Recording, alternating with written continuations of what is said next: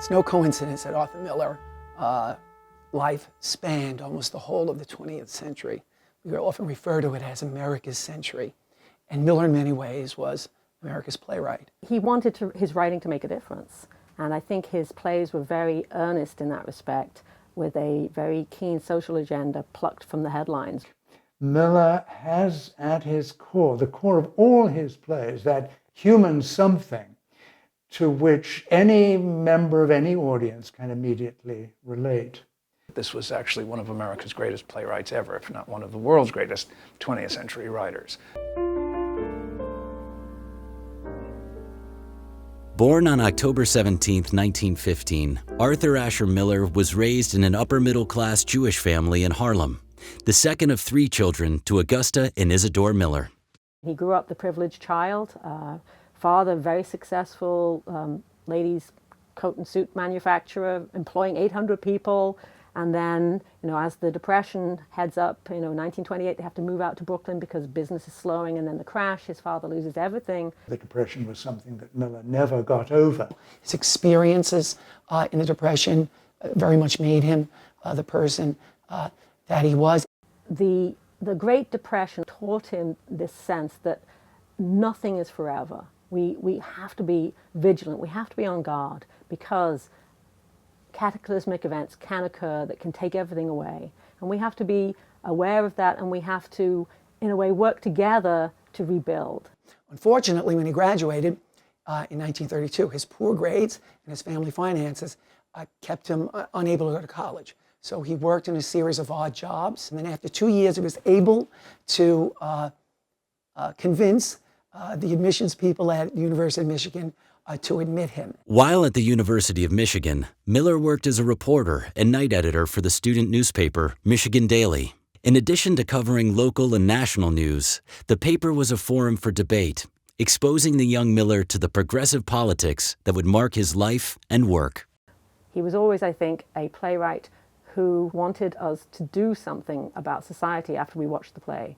And it goes back to this idea of we have to take individual responsibility but also social responsibility and find a working balance between those two. In his sophomore year, with little previous theatrical experience, Miller wrote his first play. Inspired by a family story, No Villain was completed in just 6 days. He didn't even know anything about playwriting. He talks about how when I went to write my first play, I had to ask my roommate just how long is an act in a play.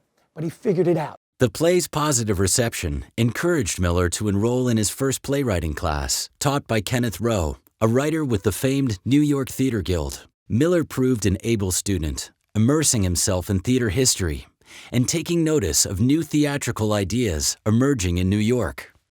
There's no doubt that Miller was very much influenced by the Greeks, Shakespeare, and Ibsen. He kept coming back to the Greeks, because, as he said, in a Greek tragedy, the birds come home to roost.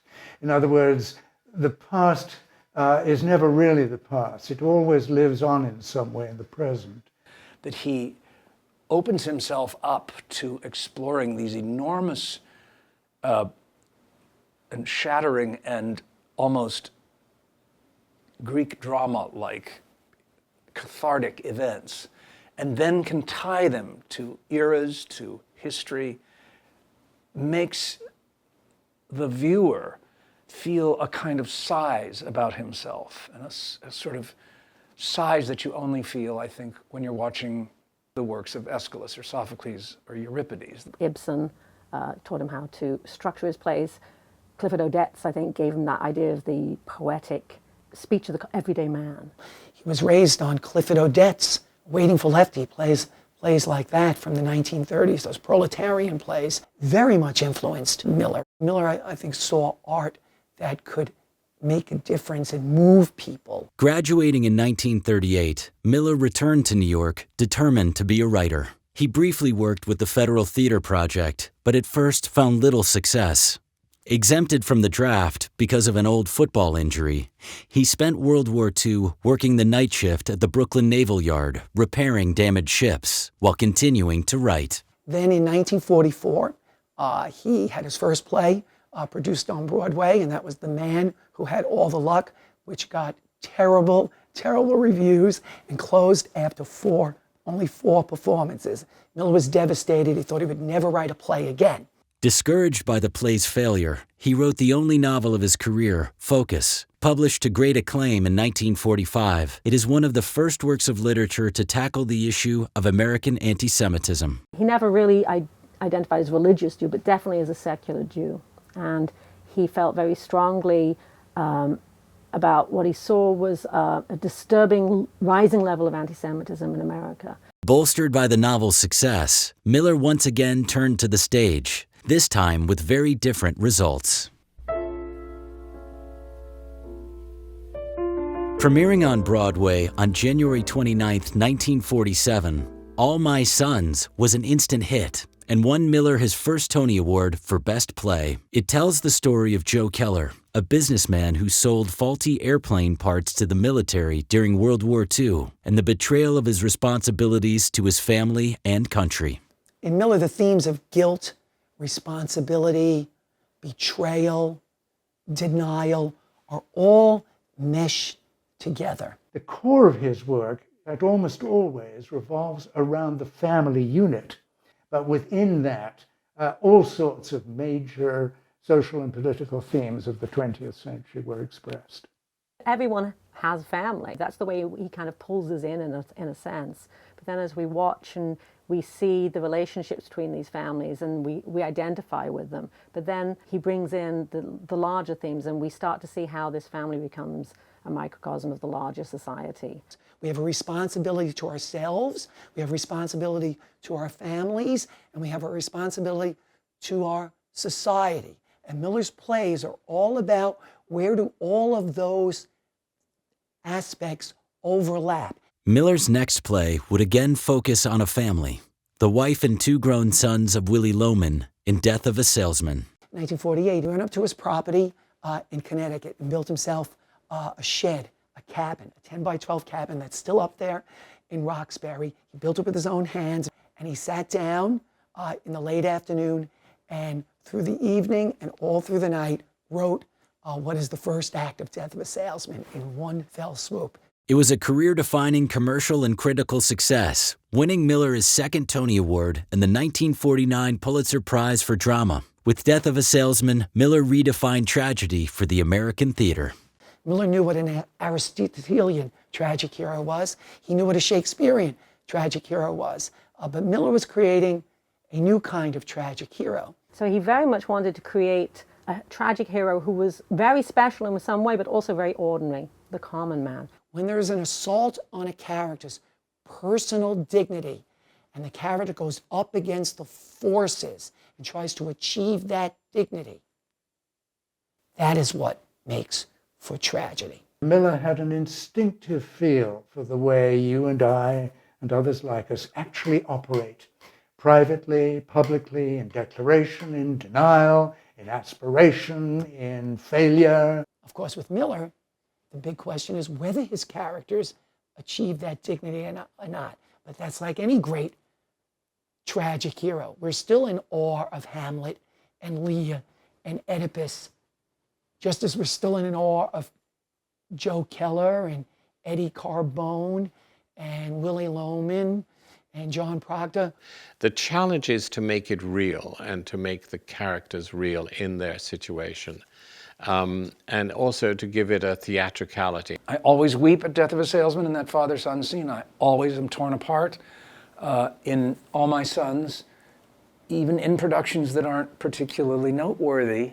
For his next major play, Miller once again found inspiration in the political debates he saw in the headlines and in his own life. He got interested in writing The Crucible because of the rise of the anti-communism hysteria. So he wanted to write that play as a parallel to that. He insisted famously that every act of writing was political. For Miller, that was the crux of every piece of human behavior and human interaction. Set during the 17th century Salem witch trials, The Crucible was a direct parallel to the dangers Miller saw in McCarthyism, including the erosion of privacy and trust as community values. Americans have difficulty when we mix politics and art. And I think Miller very often saw politics and art as inseparable. He believed in active citizenship. In other words, an artist in whatever field, not just a writer, wasn't simply an artist. He had a duty to his own country, society, to write as a citizen. His political savvy was extraordinary. I mean, he always, for my money, put his finger on it. Miller was never simply a political activist.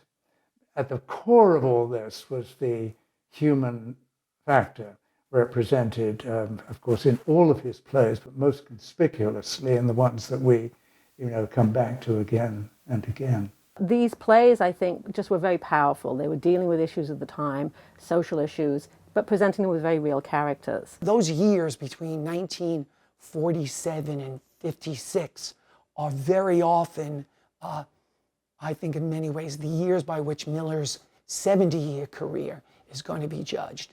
You think about those great plays that he wrote all in a row, All My Sons, Death of a Salesman, The Crucible. Those are masterpieces. I chose Broken Glass for the 2015 season because it's the centenary of Miller's birth. I burst into tears when I read the play because I thought it was extremely powerful and moving. Broken Glass is one of his most mature works, and as such, I think, has a sort of, there's a kind of culmination in the work of a lot of themes in his earlier plays. The play is about denial and responsibility, the great themes of guilt, the great themes that Miller wrote about. And frankly, this was the first totally Jewish play that Arthur wrote. Broken Glass tells the story of Sylvia and Philip Gelberg, a middle-class Jewish couple living in Brooklyn in 1938. The play centers on Sylvia's mysterious paralysis, which was preceded by shocking news reports of rising violence against Jews in Europe.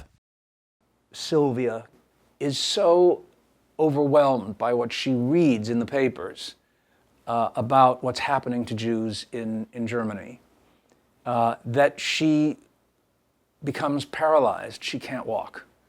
And Miller is reminding the world about the world's paralysis to do nothing about the Holocaust that was just beginning in 1938. Philip, the husband of Sylvia, is a miserable man. He's miserable on many counts, most of them having to do with this desire to deny his Jewishness. That he's giving you a bunch of people who really are very tenuously connected in that they're Jewish. And they have no real connection to the Holocaust other than that. And they are drawn into a stronger connection through Sylvia's sympathy with the events by reading the newspapers. It's very rare that you find a play where here's this extremely domestic problem between two people, then a third, all reflective of terrifying political events that are going on far away from these people, but are soon going to infiltrate the lives of everyone they know, everyone in America, everyone in the world. The two most important events for Miller that influenced his writing were the Great Depression and the Holocaust. Both of them had a profound effect on him, and we see echoes of both of these events throughout his writing. All of the characters' psychological lives are reflections of a much wider cultural shift in the world and the horrors that are happening in the world, which I also find extremely fascinating. I think it's the major play of Miller's last period. I think one reason why Arthur Miller has done so well and why his plays are so often produced is because they are quite simply good theatre. There is universality to what he's writing, and it's not limited by America. It is that makes his plays sing when they're done right. The director of the National Theatre, when asked how people regarded Miller in London, he said, well, here he's one step above God and one step below Shakespeare. You don't feel like there's any separation between you and those characters, whether it's Willie Loman, this broken down salesman, whether it's his wife Linda, whether it's Sylvia in Broken Glass. If he writes a part that a great actor can take and lift into another place, lift you into another place, that is why one continues to go on seeing Arthur Miller.